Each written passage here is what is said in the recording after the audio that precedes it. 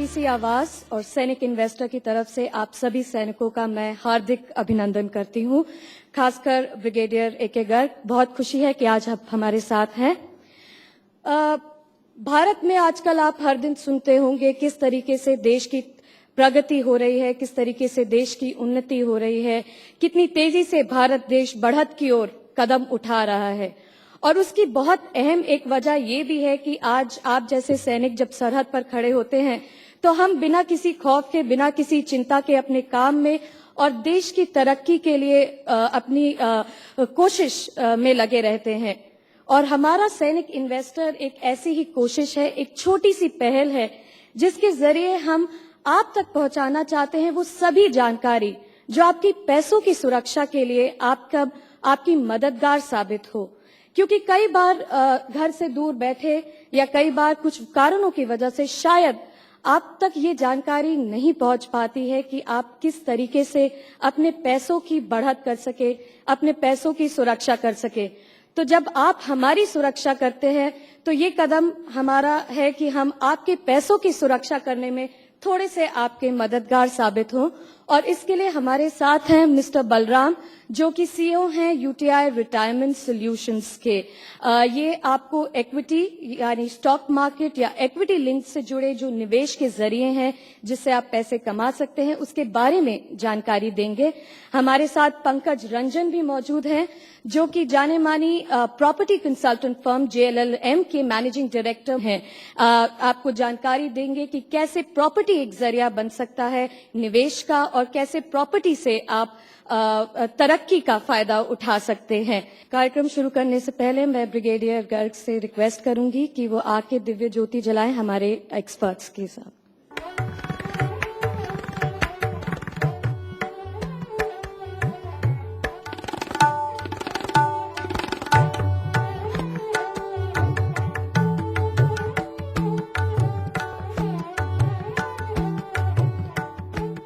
कार्यक्रम की शुरुआत करेंगे। पहले हमारे एक्सपर्ट्स कुछ प्रेजेंटेशन देंगे, जानकारी देंगे कि कैसे डिफरेंट इंस्ट्रूमेंट्स में आपके लिए निवेश का जरिया बन सकते हैं। मैं सबसे पहले आमंत्रित करूंगी बलराम को, जो आके अपनी प्रेजेंटेशन में बढ़ाएं। म्यूचुअल फंड क्या है? Mutual fund common pool of money है जिसमें कि निवेशक जो हैं, कोई एक योजना, जैसे मान लीजिए कोई म्यूचुअल फंड फ्लोट करता है, उसके निवेश करने के सब आधार होते हैं, सब आपको बताया जाता है कि ये यहां पर निवेश करेगा, इसमें ये संभावनाएं हैं। यानी कि ऑलरेडी एक मॉडल पोर्टफोलियो आप अपने मन में सोच सकते हैं कि ये स्कीम आपको क्या मॉडल पोर्टफोलियो देगा। तो कॉमन पूल ऑफ मनी जो कि कॉन्ट्रीब्यूटेड बाय डिफरेंट इन्वेस्टर्स, कोई 5,000 दे रहा है, कोई 10,000 दे रहा है, कोई 1 लाख दे रहा है अपने अपने हिसाब से, तो वो एक जगह संग्रहित जो होता है और उसको एक professional fund manager professionally manage करता है। इस तरीके से आपका म्यूचुअल फंड चलता है। It is a common pool of money और it pools the savings of a number of investors who share a common financial goal. Money कहां इन्वेस्ट किया जाता है? मनी 2 तरीके से इन्वेस्ट किया जाता है, एक शेयर मार्केट और दूसरा डेब्ट मार्केट। शेयर मार्केट में जहां कंपनीज के डिफरेंट शेयर्स में निवेश किया जाता है, डेब्ट मार्केट में गवर्नमेंट सिक्योरिटीज खरीद सकते हैं, कंपनी के ऋण पत्र खरीद सकते हैं, बैंक्स के फिक्स्ड डिपॉजिट्स भी हम ले सकते हैं। यानी कि जो भी जिसमें कि फिक्स्ड इनकम है उस तरीके का सिक्योरिटीज जो है उसमें निवेश होता है। जब आप स्कीम में निवेश करते हैं तभी आप देख सकते हैं कि कितना % शेयर मार्केट में लगाया जाएगा और कितना % डेब्ट मार्केट में लगाया जाएगा। ये पहले से ही आपको सूचना दे दी जाती है स्कीम के माध्यम से, स्कीम्स के फीचर्स के माध्यम से। जो भी इनकम होता है स्कीम का और कैपिटल एप्रिसिएशन होता है वो समानुपात रूप से जितने यूनिट्स जिसके हैं ठीक उसी अनुपात में वो इन्वेस्टर्स में आवंटित किया जाता है, यानी कि आवंटित किए जाने का उसमें प्रावधान है। एडवांटेजेस जो है म्यूचुअल फंड्स के, प्रोफेशनल मैनेजमेंट, डाइवर्सिफिकेशन। डाइवर्सिफिकेशन का मतलब ये हुआ कि कोई भी स्कीम एक ही कंपनी में नहीं लगाती, कम से कम उसको 10 कंपनी में लगाना होगा, क्योंकि एक स्कीम एक कंपनी में 10% से ऊपर नहीं लगा सकती। राइट? सो मिनिमम डाइवर्सिफिकेशन कितना हुआ? मिनिमम आपका पैसा 10 जगह 10 डिफरेंट कंपनीज में आपका लगेगा, तो ऑटोमेटिकली क्या हो गया? डाइवर्सिफाई हो गया, राइट? डाइवर्सिफिकेशन का फायदा क्या है? नंबर 1, आपका रिस्क क्या हो जाता है? रिड्यूस हो जाता है, and the chances of growth becomes higher. Return potential जो है वो सिंपल सी बात है, आज 5 साल 10 साल 20 साल की बात मैं नहीं कर रहा हूं, इतिहास इस बात का गवाह है कि इन्वेस्टमेंट्स इन इक्विटी मार्केट, अन्य जितने भी स्रोत हैं इन्वेस्टमेंट के, सबसे ज्यादा रिटर्न दिया है, और लोग ये भी कहते हैं स्टडी के आधार पर कि देता रहेगा। आप 20 साल 25 साल 30 साल 10 साल किसी स्कीम को पकड़िए, डाइवर्सिफाइड इक्विटी स्कीम को, और तुलनात्मक स्टडी कीजिए, अध्ययन कीजिए किसी फिक्स्ड डिपॉजिट से, तो आपको पता चलेगा कि इक्विटी फंड्स इन जनरल ने रिटर्न ज्यादा दिया है, और स्पेशली म्यूचुअल फंड्स जो डाइवर्सिफाइड इक्विटी फंड्स फ्लोट कर रही है, या उनके म्यूचुअल फंड्स के जो डाइवर्सिफाइड इक्विटी फंड्स हैं, उनके रिटर्न बहुत ज्यादा रहे हैं in comparison to fixed deposits. तो बाकी जो है low cost, transparency, flexibility, choice of schemes, ये सारी आपके पास म्यूचुअल फंड्स में उपलब्ध है।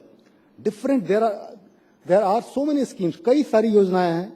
आप अपने रिस्क एपिटाइट के अनुसार चूज कर सकते हैं कि कौन सी योजना मेरे सेहत के लिए सबसे ज्यादा अच्छी होगी। म्यूचुअल फंड्स में स्कीम बेसिकली मुख्यतः 4 तरह की योजनाएं हैं।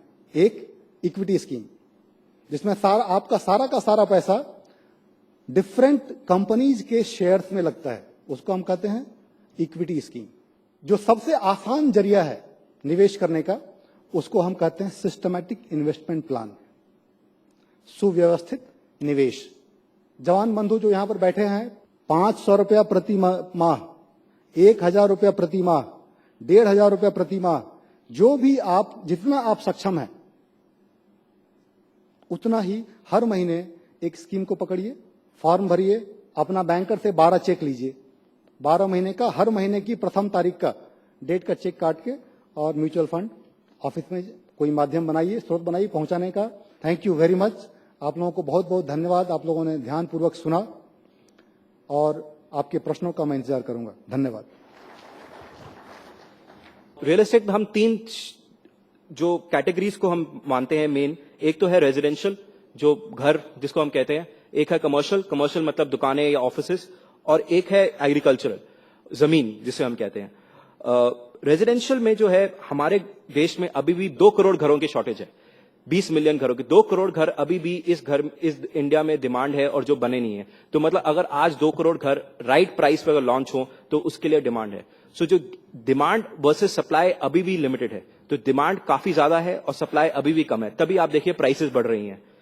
लोगों की पर्सनल इनकम्स बढ़ रही हैं। जो 3 साल पहले अगर आप कोई देखें किसी को नौकरी मिलती थी, वो आज कुछ 10 या 15 या 20 हजार की नौकरी मिलती थी, आज वही नौकरी 25 या 30 हजार पे से बढ़ रही है। पहले पिछले 70s और 80s में सैलरी इंक्रीजेस 5 या 7% होते थे, आजकल 15-20% आम होते हैं सैलरी इंक्रीजेस।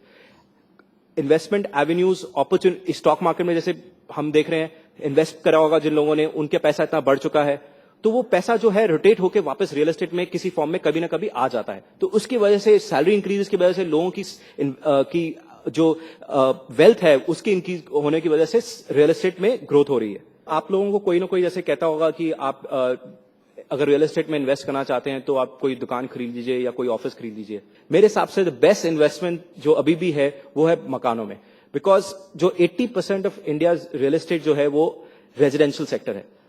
सिर्फ 20% जो है वो ऑफिसेज और रिटेल में होता है या इंडस्ट्रीज में होता है, बाकी 80% जो है सम फॉर्म ऑफ हाउसिंग में होता है। तो इसलिए हाउसिंग इज ऑलवेज, जो हम कहते हैं, the best way of investment for a long term perspective. Thank you very much.